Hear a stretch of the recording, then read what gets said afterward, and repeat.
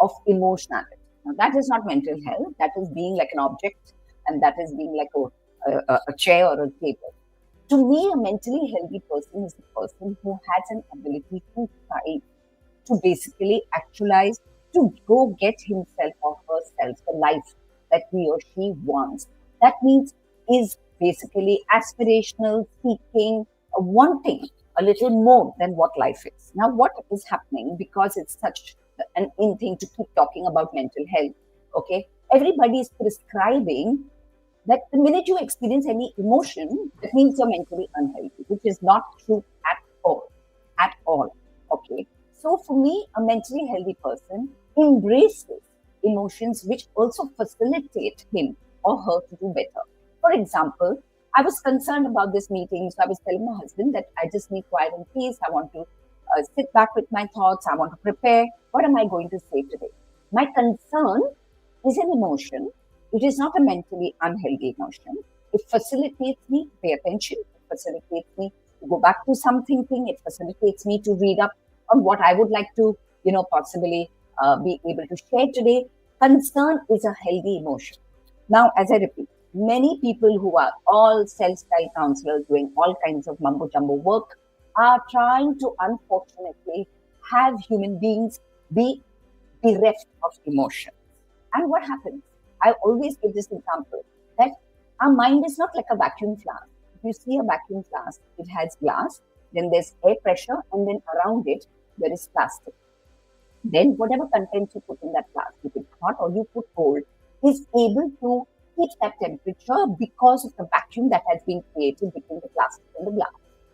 Our mind is not like that. If we don't empower it with the thoughts which will facilitate us to go get that life we want, it will unfortunately be taking all the kinds of thoughts which will debilitate us. So in my practice, I'm very clear. I don't talk about positive emotions and I don't talk about negative emotions. I talk about facilitative emotions which will take us to get that life which we want, and debilitative emotions which will pull us back.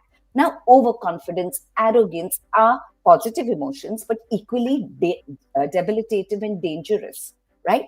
So, mental health is having the right kind of emotionality to manage, to cope, and then to aspire to go get whatever it is that you desire. Okay. So, if I want to find love, I better put myself out there, meet all kinds of people to be able to finally find the man or the woman that I want. If I want to get a job, I have to equip myself with the skill sets that are going to make me get that job. If I want to, do well in terms of be physically fit, I have to have the motivation to be able to eat right, to be able to go to a gym, to do what is necessary. So to me, mental health, besides being robust, also looks to make everything into something that can get us benefit. In simple words, whatever makes me lead a healthier, happier life, that means I'm in a mentally great state. So, mental health is not about not feeling sad. Mental health is not about not feeling concerned. Mental health is not about not feeling irritated and annoyed. Because to me, there is something called inspirational dissatisfaction. All innovation comes when I'm discontent, whether it's with my country, whether it's with the family members in my house, or whether it's with myself as a person. So to me, mental health is what Nassim Taleb said, to be anti-fragile, not only to avoid fragility, but to build on disorder when disorder comes in everyone's life, because it will come. Challenges are par for the course, okay? Only when we are dead, we are going to suffer from no challenges. Otherwise, according to me, the more we strive, the more we seek, the better and the healthier we are. It's interesting, Varkha, you say that the word anti-fragile, because increasingly it's appearing, and this seems to be globally the case, that people are using mental health, the concept and certain terms very loosely, in the sense that they are what's happening is that they're using fragility or self protection as um, as a way of not feeling any pain, and it's actually making people more fragile as opposed to less fragile, taking care of their mental health Correct. in Anything, this way. yeah, anything, Anamara, to avoid discomfort. That's not mental health. Yeah, That's in fact going to put you to become so vulnerable and susceptible. and And fragile. Yeah, unfortunately, as you rightly said, the world at large, the global stage, we are being so careful. As parents, I'm a yeah, parent, many of us are finding it very hard to pull up our children and get them to get a life.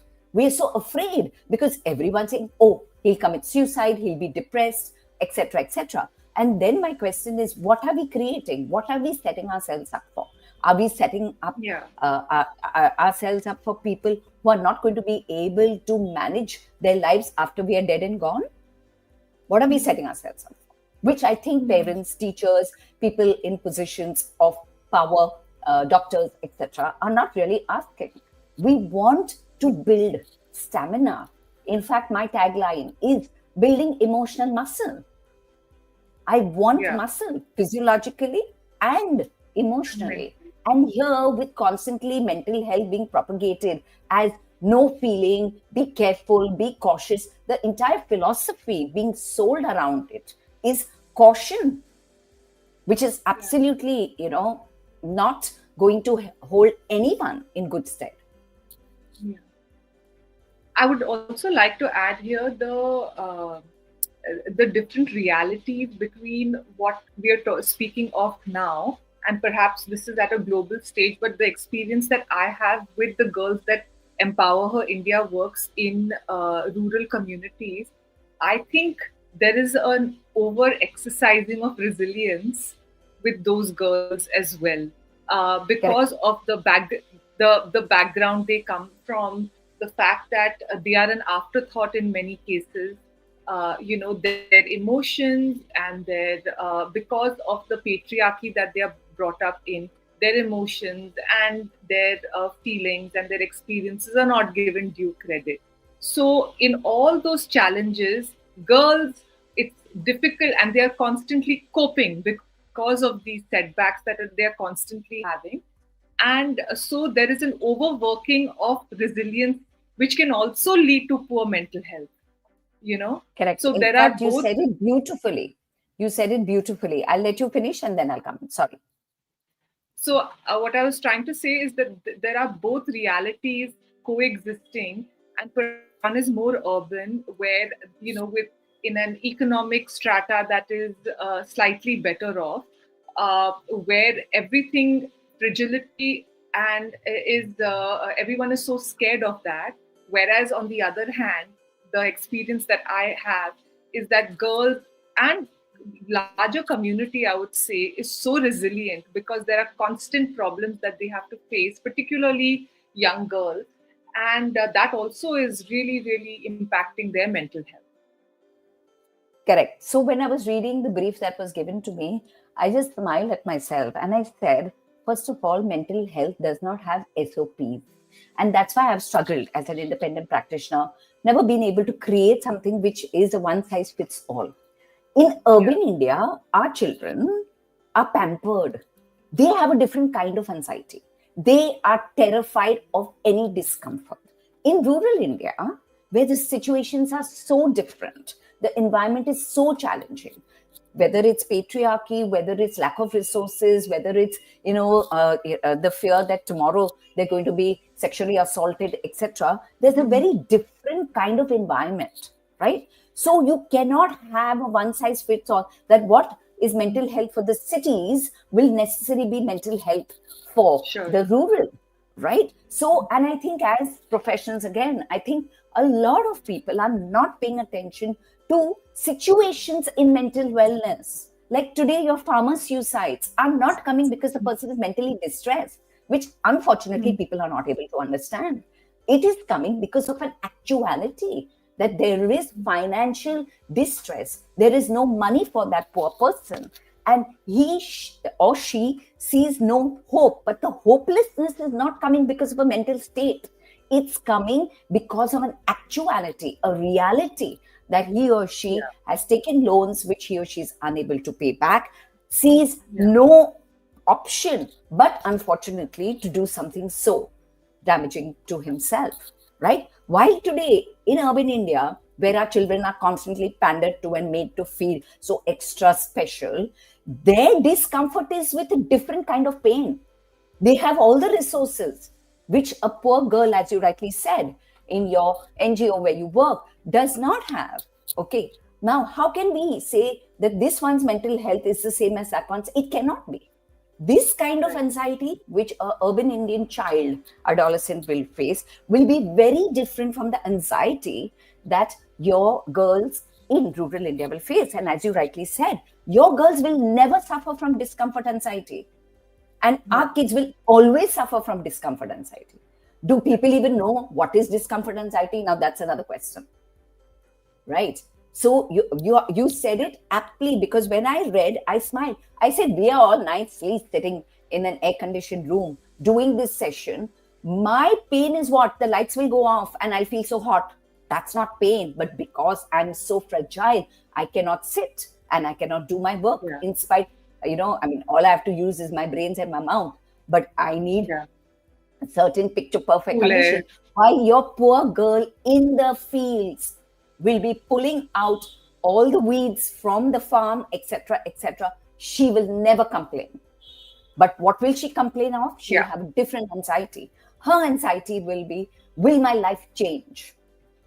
Because of our networks and our phones today, everybody sees what is available. They're aspirational, they're seeking, but they feel a despair because nobody is recognizing what are the resources that we need to give for people like them.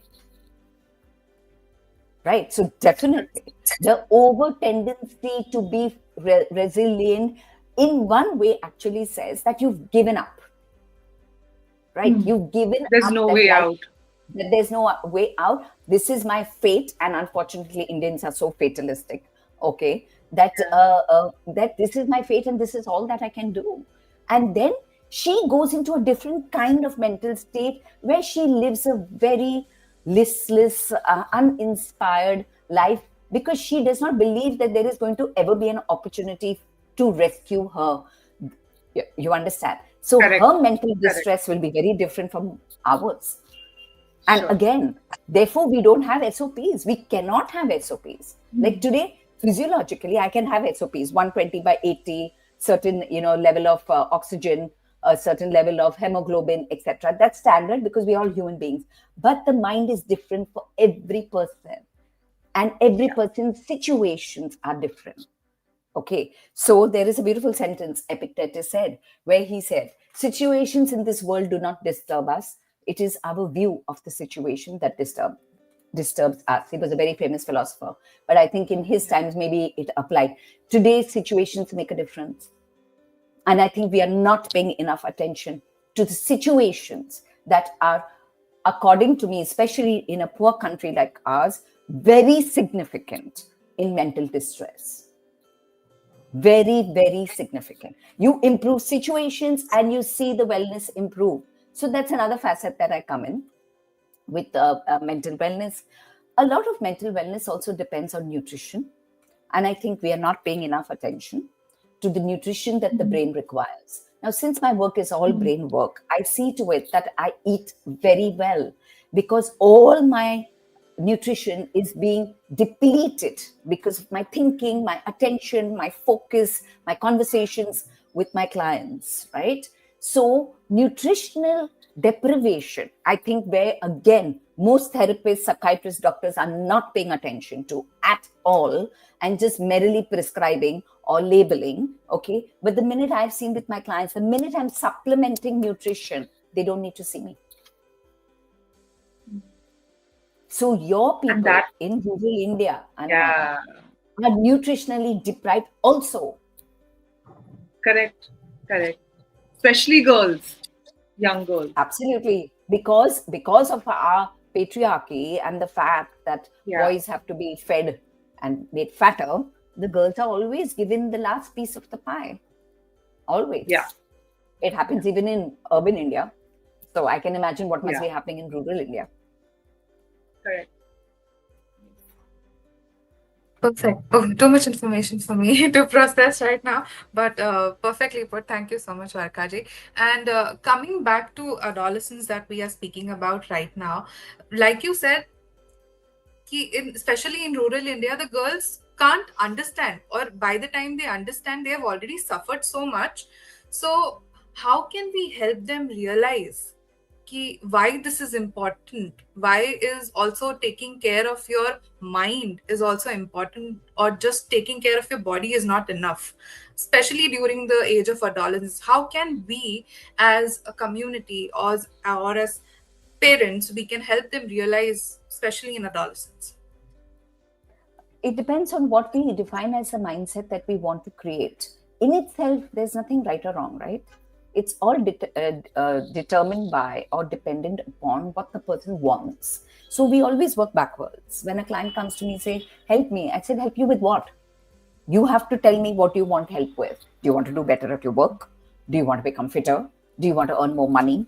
What do you want? So I think the first thing that we can empower every girl is to ask a question that do they want to remain trapped and stuck in situations and continue to live the life which unfortunately they have been born into. So I've always believed in the ovarian lottery. I was just damn lucky that I was born at the right place and at the right time.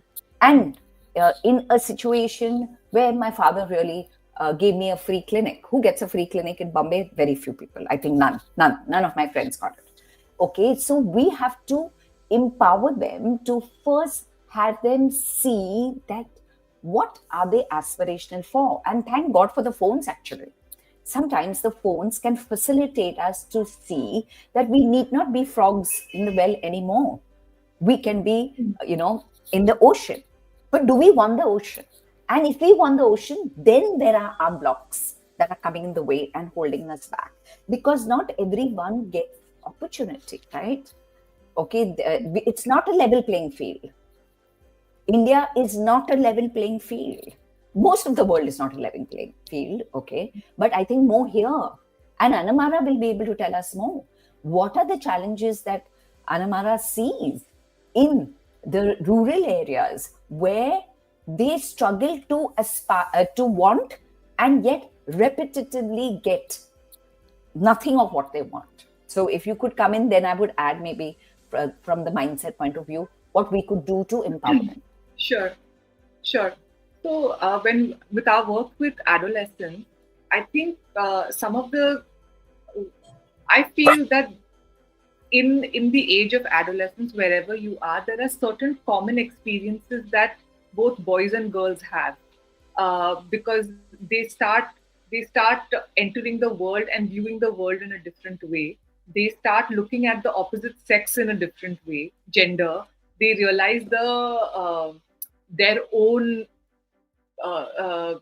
sort of the realization of that they are male or female, and those changes start occurring in this age, and they become a lot more rebellious. These are things which are common across the board, and they don't feel heard by their parents, by their community. So I think there are certain approaches that we can find which are perhaps common across the board. I know that what you're saying is absolutely right. Each and every person's life situation is different. But because we don't have the luxury of doing that individual counseling, we need to find a common denominator in that sense, where it might not be the perfect approach. I would have loved to work closely with every girl that we sort of touch, but that's not possible. So in that case, I think just even building their awareness about seeking help. They don't even know that they can actually do that. Who to go to seek help when they have when they're feeling in a certain way, or the fact that validating the changes that they are feeling, and that it's okay.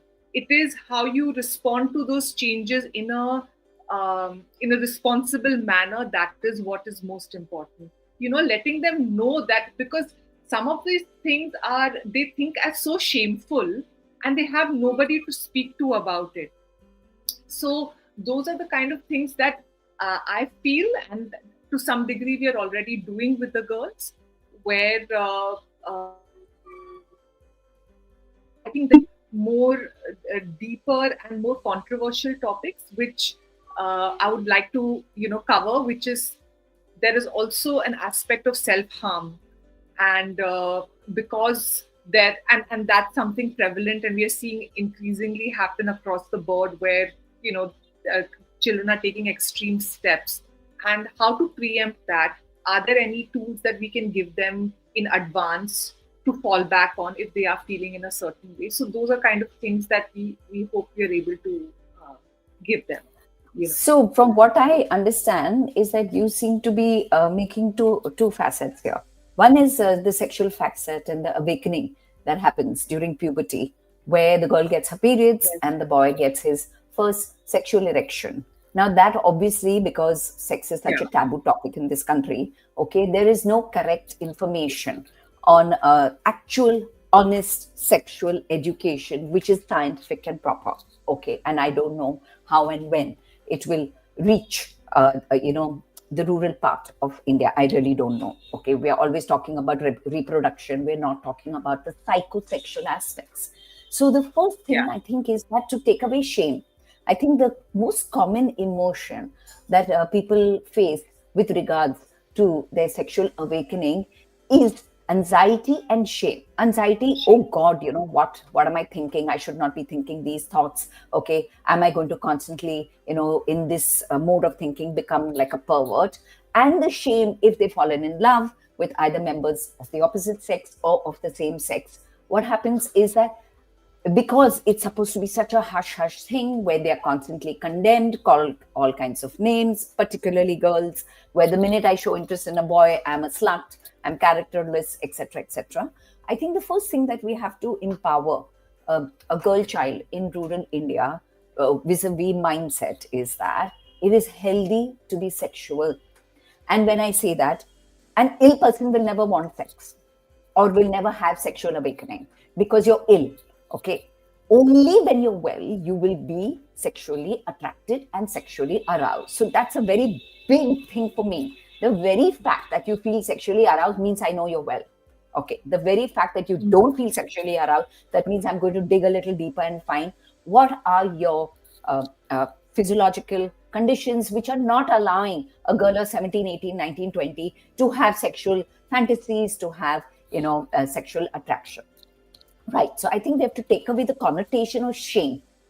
We have to take away and showcase it as a biological need, like going to the bathroom. I need to use the bathroom every 3, 4, 5 hours. I need to defecate maybe once a day.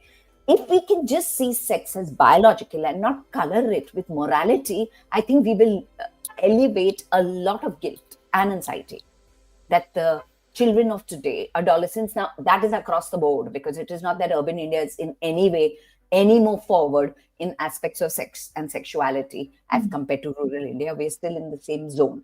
Okay, that's one. The second, and actually a very dangerous thing, which I'm going to say, is rebelliousness. A conformist can never be a confident person. Okay, that's why parents don't like me very much, because when they send their children to me, my goal is to teach them how to be non-conforming to some idiotic ideas that the parents are throwing their way. Right? So the more we teach rebelliousness of thought, and not rebelliousness for rebelliousness' sake, to counter the old age ideas, to go against basic, like old wives' tales, to basically have your own thought process. So there was a beautiful paper I read as a student, and I still quote it, and it's still a very important part. When I sometimes need to revise my work, I go back and read it. It was written by a very famous American psychologist called Dr. Paul Hock, and the name of that paper was challenge authority for thy health's sake. He said, if you don't challenge authority, whether they are your parents, your lawyers, your doctors, people, anyone, your politicians, anyone in position of power, be sure you will be a depressed person, because you are conforming to other people's ideologies of how life should be lived. You are not using your own ideations of how you want to live your life. And you know what? I get very surprised. Why do parents think that their children want to make a mess of their lives? I cannot understand this. Why do you start with that premise that your child is going to screw up? Why are you not trusting that your child wants the best for himself or herself, albeit he may be doing it in methodologies or in ways which may be too short-sighted, and he doesn't possibly see, that some of these ways can get him into trouble. But why do we start with such a flawed philosophy as a parent? Then why do I believe that my daughter is only going to make a mess of her life? Why? So the minute we empower children to think and question and go against and challenge their teachers, their principals, their parents, or anyone who tries to dominate or control them, in one way, we are making them mentally healthier. So mental health is about deciding for yourself what works for you, going towards the goals that you have, and following a path which will lead you to pleasure and happiness. Because according to me, there are only two goals of life: how to be more happier and how to be less miserable. Nothing else matters, right? And here you have people enforcing us with societal dictates. Life should be lived like that. You should not do this. You should go here. These are the rituals. These are the methods. These are the ways. We are constantly bombarded. So there is a saying, a child becomes a right thinker before he begins to think at all. You're not even giving your child an opportunity to think. Yeah. You're making him a right thinker because what you think is right, you're enforcing in his head. Poor fellow, because in this country, we are always supposed to respect our elders. We quietly bow our head down, nod like cows, okay, to realize that none of the ideologies which maybe your parents are suggesting that you follow work for you. Yeah. That's the, I was just, sorry. Go ahead. No, go ahead. No, that's what I was also thinking, that it's that intergenerational burden that we carry and gets perpetuated one generation after the other, right? Where because the children are learning about shame, with respect to sexuality from what they see, with the parents, with the community around, and then that is how they are conditioned, and then they pass that on to the next generation. So that cycle never seems to end. It's very important to uncondition ourselves from the nonsense that we are taught. Yeah. We are not Pavlov's dogs. We are not. But we are Skinner's pigeons. We can be Skinner's pigeons. That if we reinforce correctly, in correct ideology, we can start unlearning the nonsense that has been passed down generations. Correct. And right. In that many comes ways, from a rebellious attitude. So rebellion is mental health. Yeah. And in many ways, what you said, that the kind of work you're doing with young people in your counseling, we are sort of doing that in some shape and form, because there are many things that we are teaching them are actually not conformist. Conformist. It's not a conformist approach. It's quite a departure from typically what girls and boys are taught in rural areas. So what happens, the unintended consequence of that is the empowered girl goes into an unempowered household, right? Because Correct. And that there is where we have realized how important it is to even work with the parents of these girls and boys, so that there is what ultimately they are the decision makers when the girls are young. Correct. And I'll tell you one thing. Unless I have believed, sorry, I'm going to interrupt you, Anamara. And I have believed that psychotherapy can lead to social change. If I, as a daughter of a house, go against social norms, go against my parents, and not, as I repeat, it is not just going against for fun. It is going against so that I meet my goals, right? I can facilitate an entire society to start thinking differently. So there is an entire paper there written by my professor, Dr. Albert Ellis, Psychotherapy as Social Change. But it creates problems, because in my clinic, when people come, I'm empowering one person. He or she goes back to his house, and then comes family troubles because this one idiot therapist has tried to help her or him, and he or she is seeing life differently, and they can sometimes lead to discord within the unit. Absolutely.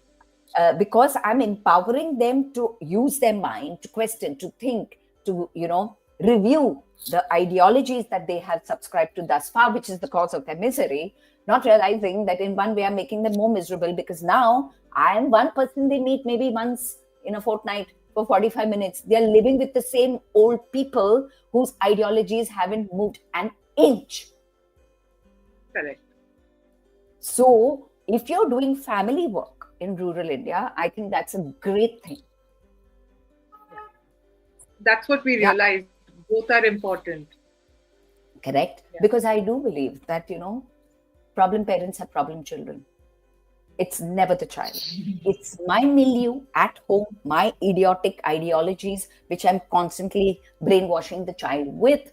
And then that child takes it out into the world and unfortunately makes a mess of his or her life. Of course, I'm not saying that holds true across the board. There are always, there are always exceptions to the rule. But by and large, I have seen that if I think stupidly, why will my daughter think any better?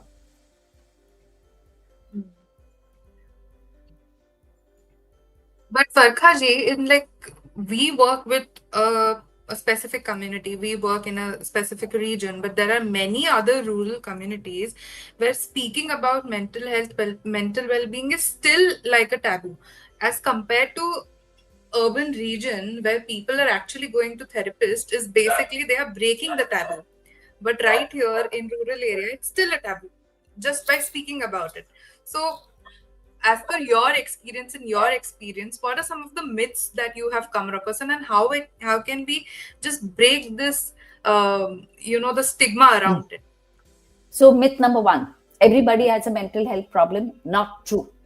2, if you are going to be struggling for survival, you have no time to have mental health problems. Let's be very clear.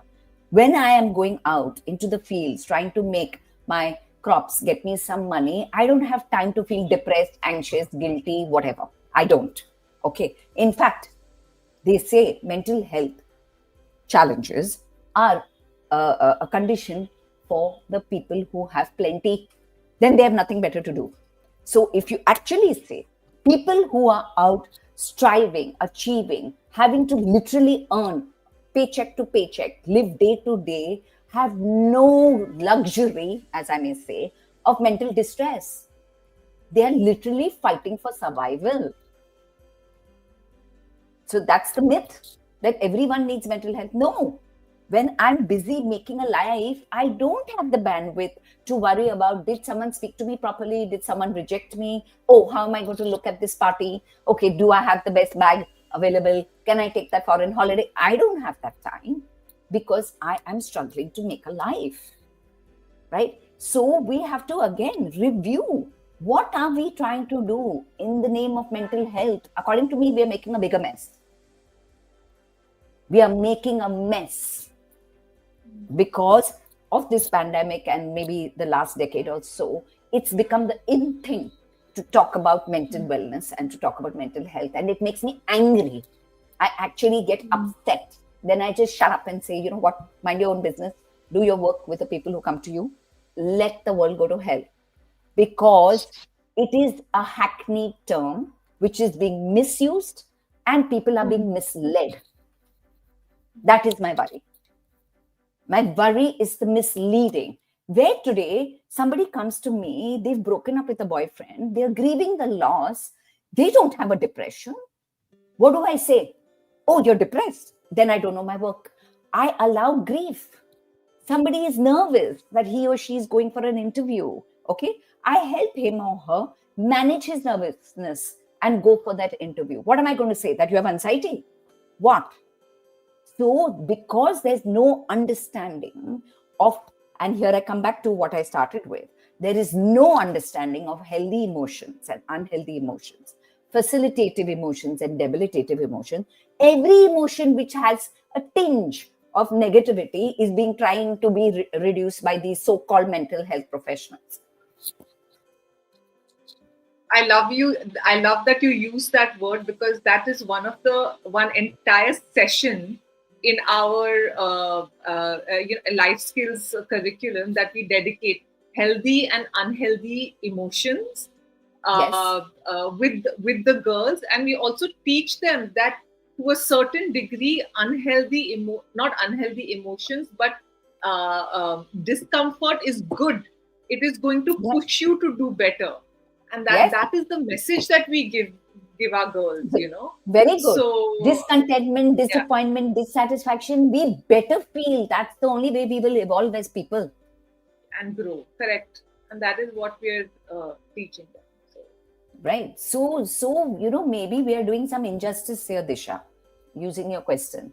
Maybe rural India does not need as much as mental health. Maybe it doesn't, because there are poor people struggling for day-to-day survival, right? And here, as professionals, we are trying to sometimes put our perspectives to them, and some of them will get annoyed with us and tell us, keep this all to yourself. Just let us continue our work and go to the field. Example. Okay. So I think the way sorry. I suppose the way we approach mental health for the demographic that we work in is more to do with that what are the inputs that we can give you as adolescents that will this is when we are talking about mental health, that will make you more resilient. What can we do to improve your mental, in the sense that you don't have a problem, but how do we make you stronger mentally to be able to deal with all the life channels? Yes, emotional muscle to deal with all the life's challenges that may be thrown at you as an adult. So if you're able to give you those skill sets at a critical age, when there are many changes happening, where you have the right kind of information, when you do start facing those situations, you have something solid to fall back on, not things which are at that time you will ask your mom or your dad, who may not have the answers, or worse, your peers, who again might be completely misleading you. Correct. So and I think prevention is excellent. Prevention is better than cure. In New York City, where my institute was, we had something called the living school, where besides the subjects, children would come to the school. Besides the subjects, like history, geography, English, and what have you, we had a subject called emotional. What was it called? Not emotional intelligence. It was called building emotional muscle. Okay, it was called that actually. And we trained the children, besides in the regular subjects, the correct outlook and attitudes to life. And then we did a longitudinal study. Children from our school, the living school it was called, versus children from other schools. And we compared, where were they in life? Were they any better? And I don't mean in terms of success and money. I'm talking in terms of their ability to cope, their ability to navigate, their ability to get along better, their ability to be able to manage life's challenges. Because it's not that challenges are ending. They are always going to be there. Who is a person who's able to do better is the person who's able to navigate those challenges better. That's all. And we found a difference. We found that our children who came to our school were emotionally far more adept than children who went to other regular schools. And I've been shouting from the rooftops since God knows how many years, saying that schools need to teach mental wellness as a curriculum. But for that, you have to first have mentally healthy teachers, which unfortunately we don't have. Because everything starts at the top. Who's my principal? Does he or she have emotional balance and centeredness to be able to inspire and teach? What are my teachers who handle children? I'm appalled sometimes, and I just think, how did this person become a teacher? Because I think everybody who knows nothing goes and learns how to teach. I don't think it's a skill set which we really, unlike the Western world, and that's something I really respect. Okay, where professors and teachers are the highest paid professions because there is a quality that they look for in their ability to teach. Here, we'll read one paragraph and for the next 20 years repeat the same paragraph. Right. So it's very good if you're using Anamara concepts, ideologies, philosophies before trouble comes to life. Okay, because that will empower them to know what to do when trouble comes, because it's not that trouble's not coming. It's and coming. Also what to expect. A lot of times they don't know what to expect, right? And introduction to emotions is a huge revelation sometimes to them. Yeah. Varkha ji, as you were saying this, I was like, this is the whole thing that Empower India is doing. That is introducing life skills to these children to deal basically with all the things that may come in their life. And one of the things that I would like to share is the socio-emotional skills that we talk with children, the basics. We start with understanding yourself and then understanding the emotions of others, which is also very important. And then comes the other things. So I feel you put it all together. And as we wrap up the session and come to more of, I think this conversation doesn't end anywhere if we talk about it in deep. But somewhere we have also heard it that therapy is a solution to everything. So what's your take on that? Exaggerated, as I said. I think, and maybe because I grew up in a doctor's family, I look at the human being holistically. And my father, when he gave me the keys to his clinic and said, please use it, warned me. He said, don't believe everything starts in the head. First, you rule out all the physiology that may be the cause of emotional distress. Then only you do what you have been trained to do, which is get into the head of the other person. As I said, there's too much neglect, and especially as women. And since Anamara, you deal with so many girls, and mostly I think all are the girls that you all help, the periods. Yeah, the young girls. Periods, thyroid, nutrition, metabolism, all these factors play a significant role in mental wellness. Okay, so once you know your work scientifically, you will not just make an assumption that everything's in his or her head. Like I've had people who've had suicidal ideation. And because, thank God, I have that thought at the back of my mind that let me ask more questions, I realized that they've gone to some fancy dermatologists who've given them some fancy medicines which they ingest to get rid of their pimples. And the side effect of that medication is suicidal ideation. But for that, I have to know. So I have a ready reckoner, like how we have a property ready reckoner. We have a medical ready reckoner, where my first questions are you on any medication? Are you taking any substance? Is there anything that, I should know of, which, will make my work better? And hey presto, the minute I saw that medication, I sent her off in the first session. Then I read. And when she came to the second session, I said, just stop that medication and you won't need me. And absolutely, that was what it was. So you have to be very alert and sharp as a professional therapist if you want to be a good one. There are so many variables which nobody is asking, which nobody is thinking.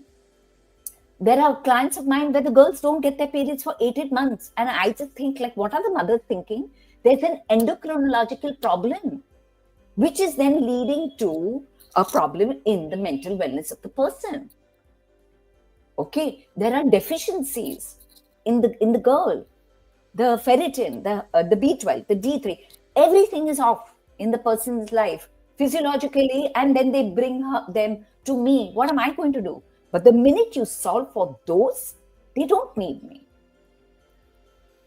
So you cannot assume that everything's in the head. And I think if that is something that people really sensibly, who want to do good work for the client, not for themselves, do, I think we'll have a much better care and a much better health system going forward. So much, Varkha. Anamara and Varkha, would you like to say something to the audiences or the adolescents who might be seeing this as a ending note to the conversation? Anamara, you go Varkha. first. Oh, Okay, okay. okay, fine. I'll go. I think it's very important for adolescents today to realize that they live in a very difficult world, especially with all the kind of things which are being thrown at them in terms of stimulation, whether it's from their gadgets, whether it's other people, doing better, getting those fancy jobs, etc., etc.